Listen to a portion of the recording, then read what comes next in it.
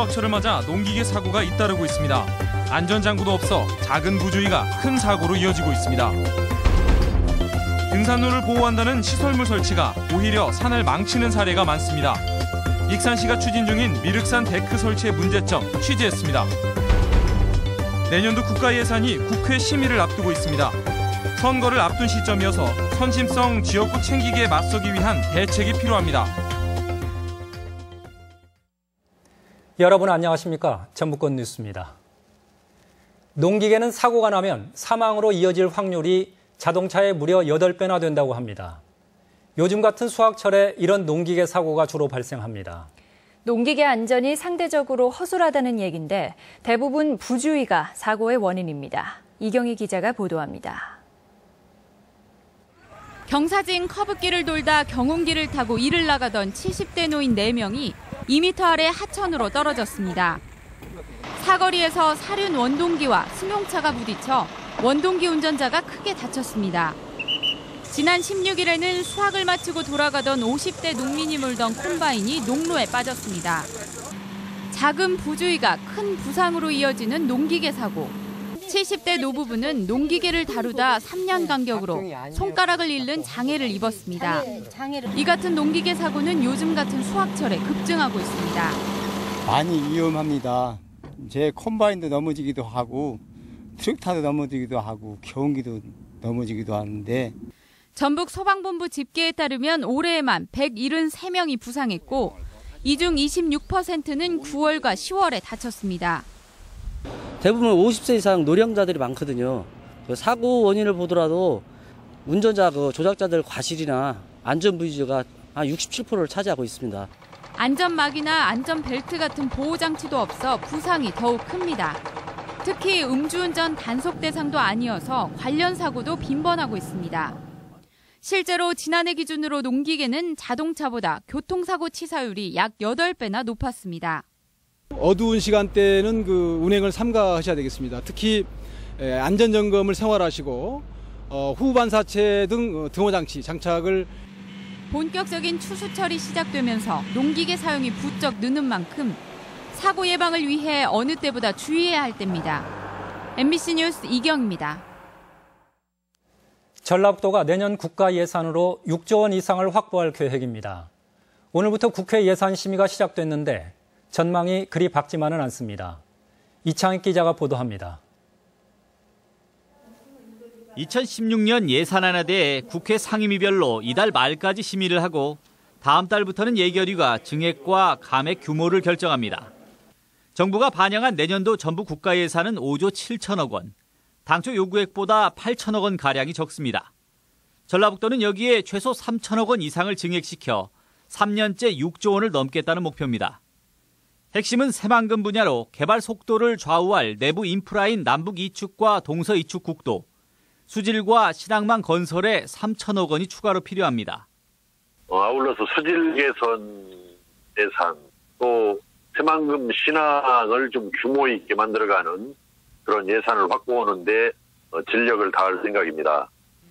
문화관광 분야는 동학기념공원과 익산 고도사업, 태권도 명예전당 건립에 400억 원이 필요하고 도로와 철도 등 SOC 분야에도 1,200억 원, 미래 전북의 성장을 이끌 연구개발 분야에도 260억 원이 더 있어야 합니다. 특히 대선 공약임에도 국비 반영이 안 된 지덕권 산림치유센터 400억 원도 꼭 필요하지만 해당 상임위인 환노위와 미방위에는 도내 국회의원이 없습니다. 저희 지역구원이 없는 상임위에서는 인맥을 통원해서 해당 상임위 의원들을 통해서 증액 요구를 하고 있습니다. 내년 총선을 앞두고 정부와 여당의 선심성 예산 배정이 집중될 가능성도 농후합니다. 지역 현안 사업의 예산 반영을 위한 전라북도와 지역구 국회의원의 대응 노력이 필요한 시점입니다. MBC 뉴스 이창익입니다. 청와대는 오늘 국토교통부 장관과 해양수산부 장관을 새로 임명하고 기획재정부 등 6개 부처의 차관을 교체했지만 전북 인사에 입각은 없었습니다. 박근혜 정부가 지난 3년간 수차례 단행한 개각에서는 물론 이번에도 전북 출신 인사를 임명하지 않아 전북 출신의 장관 없는 상황이 계속되고 있습니다.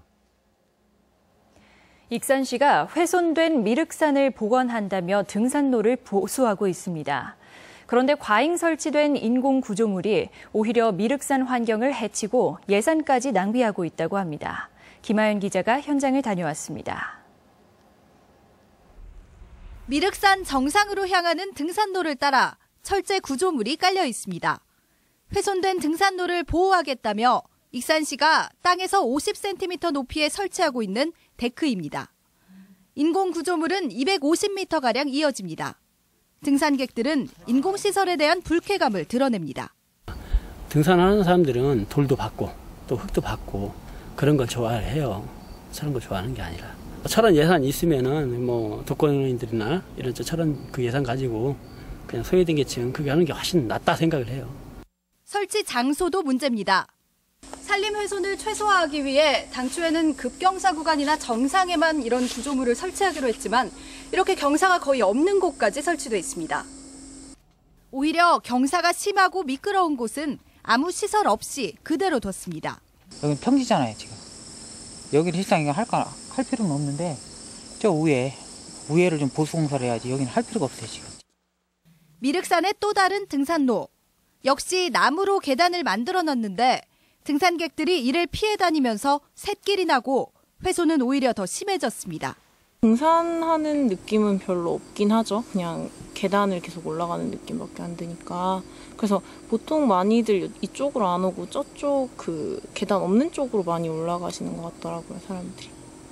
등산로 복구가 산의 형태나 등산객들의 요구를 고려하지 않은 채 주먹구구식으로 이루어지면서 혈세만 축내고 있다는 비판이 나오고 있습니다. 결국 데크 역시 인공적인 구조물이기 때문에 최소화하는 정책을 해야 되는데 등산로 정비를 굉장히 행정 편의주의적으로 접근한 거고요. 생태보건과도 거리가 먼 예산 낭비 사업이라는. 익산시가 오는 2017년까지 진행할 예정인 미륵산 산림 보건 사업에는 국비를 포함해 총 사업비 26억 원이 투입됩니다. MBC 뉴스 김하연입니다.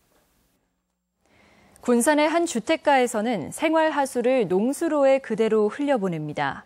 하수관거 시설이 부족하기 때문인데요. 계속된 가뭄에 악취마저 심해지고 있습니다. 이몽진 기자가 보도합니다. 군산 밀용동의 한 아파트 단지 옆 농수로인 미제천 물이 오물들로 검었습니다. 또한 악취에 생활 쓰레기가 버려져 있어 주민들이 여간 짜증을 내는 게 아닙니다. 바람이 많이 불으면은 냄새가 악취가 올라와서 이 주민들 살기가 불편합니다. 하류 쪽 농민들도 논에 물은 되지만 쉽게 마음이 내키지 않는다는 표정입니다. 그래도 농사 그런 물이라도 있어야 농사를 지어먹고 사는 게 할 수 없지 뭘. 물 관리를 맡고 있는 농어촌 공사 측은 가뭄 때문에 상류인 은파 저수지의 방류량이 줄어 오염도가 높아졌다고 말합니다. 4월부터 9월 말까지 급수기간인데 지금 이제 영농기간이 지금 끝났습니다. 그래서 물을 이제 방수를 안 하고 양수도 안 하고 이제 이런 상황입니다. 아파트 단지와는 달리 이곳 일반 주택 지역은 수십 년 전 방식 그대로 생활하수가 하천을 타고 내려갑니다. 즉 차집관로로 연결되지 않고 곧장 흘러들어 농수로를 오염시키고 있는 것입니다. 군산시는 최근 100억 원 이상을 투입해 시설 개선 등 하천 살리기 사업에 나섰으면서도 정작 하수관 정비에는 손을 쓰지 않았습니다. 우수와 오수가 분류되지 않은 지역이기 때문에 일부 그 정화조를 거쳐서 하천으로 유입은 되고 있는데 시 당국이 뒤늦게 국비 등을 확보해 내년에 하수 관로를 새로 설치하기로 했지만 주민 고통은 당분간 계속될 전망입니다. MBC 뉴스 이몽진입니다. 전라북도는 공급 과잉에 따른 택시 총량제가 지난 7월부터 전국적으로 시행됨에 따라 도내 전체 운행 택시의 19.4%인 1,790대를 연차적으로 줄이기로 하고 실거래가 보상 계획을 밝혔습니다. 감차 보상을 위한 보상 재원은 정부와 자치단체의 예산과 택시업계의 출연금으로 충당할 방침입니다. 혁신도시 조성의 실질적인 효과는 산학연 클러스터를 통해 지역에 확산됩니다. 이를 위해 전북 혁신도시에는 전용 부지까지 조성돼 있는데 정작 입주 시설이나 기관이 없습니다. 박찬익 기자가 보도합니다. 버려진 땅처럼 잡초만 무성하게 나 있는 이 부지는 혁신도시 산학연 클러스터 용지입니다. 산학연 클러스터 용지는 이주해온 중앙행정기관과 지역의 연구기관이나 산업계가 공동 연구 개발을 수행하고 이를 지역경제 파급 효과로 연결하겠다는 용도입니다. 하지만 전북혁신도시의 산학연 클러스터 용지는 28만 8천 제곱미터 가운데 85%가 분양되지 않았습니다. 전북개발공사와 새만금 지방환경청 신청사, 올해 들어 완주군이 농식품 비즈니스센터로 쓰려고 매입한 것이 전부입니다. 농식품을 판매도 하고요. 마을 만들기 협력센터라든지 가공센터도 들어와가지고.